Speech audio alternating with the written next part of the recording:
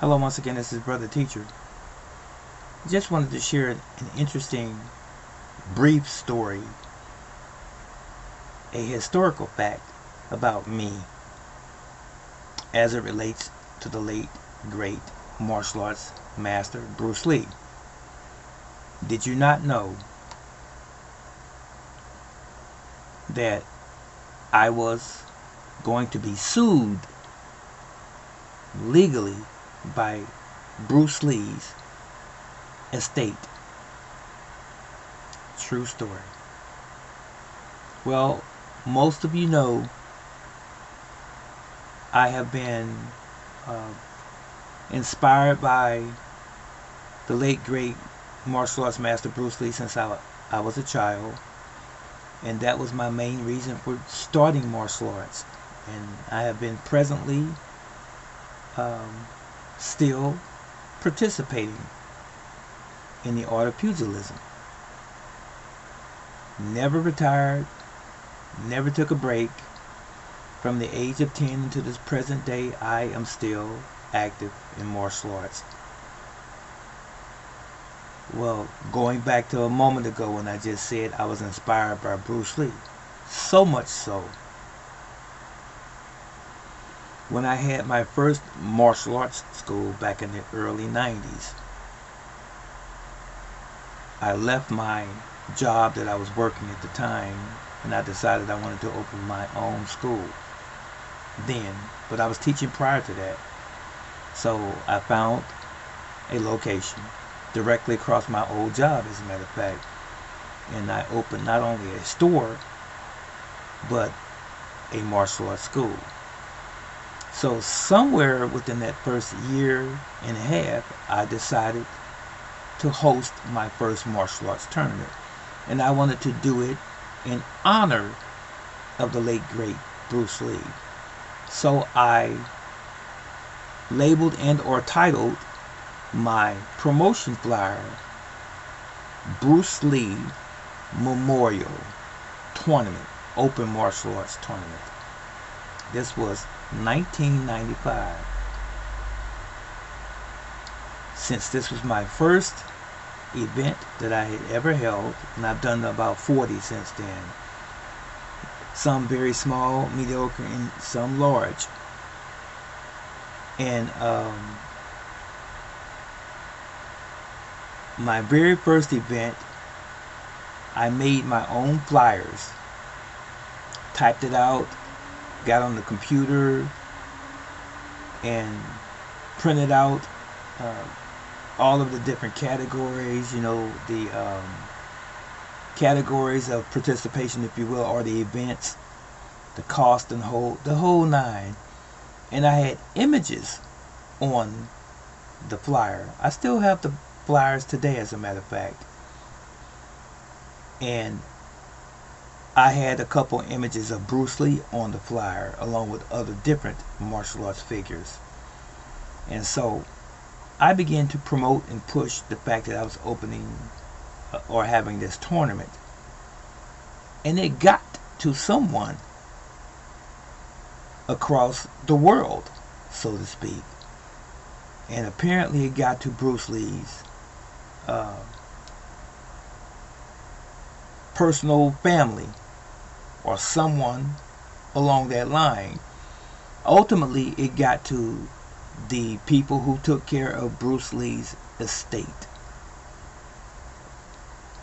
Now, let me tell you, during the 70s and a little bit beyond, there were many people mimicking Bruce Lee, trying to capitalize on Bruce Lee's name, his legendary status. There was a Bruce Lee look-alike contest back in the 70s after he passed away. There were all types of people making movies, and there were Bruce Lee clones. Bruce Lee returns from the grave. Bruce Lee in Fist of Fury, this and that. And there were a lot of different actors, Chinese actors primarily, trying to mimic Bruce Lee and trying to capitalize financially off of his name and his legacy again. I was not one of those people. I was a Bruce Lee admirer. I was a Bruce Lee I don't want to use the term fan because here nowadays people want to call you a fanboy. That's not what I was. It was someone that just simply looked at him as my mentor. Anyway, his estate didn't see it like that because I didn't have a conversation with anyone there, anyone in his family and so forth. All I know is this. Out of all of the people that were trying to capitalize on Bruce Lee over those years after he passed, they didn't know me from Jack. So they sent me a letter, overnight letter. They sent me a letter. His estate, the Bruce Lee estate, sent me a letter the night before my event. And they told me to cease and desist and to not hold my tournament. And then they went on to say something to this effect. No one has ever been allowed to or given permission to copy the likeness of Bruce Lee and use his name for profit. Pump the brakes. So, when I read this letter initially, heart started palpitating. I'm sitting there and I said, wow, I don't believe this. But these people didn't know who I was. And so, upon reading that, I contacted them ASAP and I let them know, sir, please, with all due respect, scrutinize my flyer, my information that I put out, I disseminated, and understand, I am inspired by Bruce Lee and was inspired by him. By no means would I ever try to monetize his name during any type of event. I say this is a regular, open martial arts tournament competition, and I'm doing it in honor of Bruce Lee. That is why I titled it the Bruce Lee Memorial. It is in honor of Bruce Lee. And you know what? They stopped. Everything was cool. No problem. I went on and had my event the next day, and it was very successful. It was my first martial arts event. That's just a piece of historical fact coming from me and my indirect experience with the Bruce Lee family.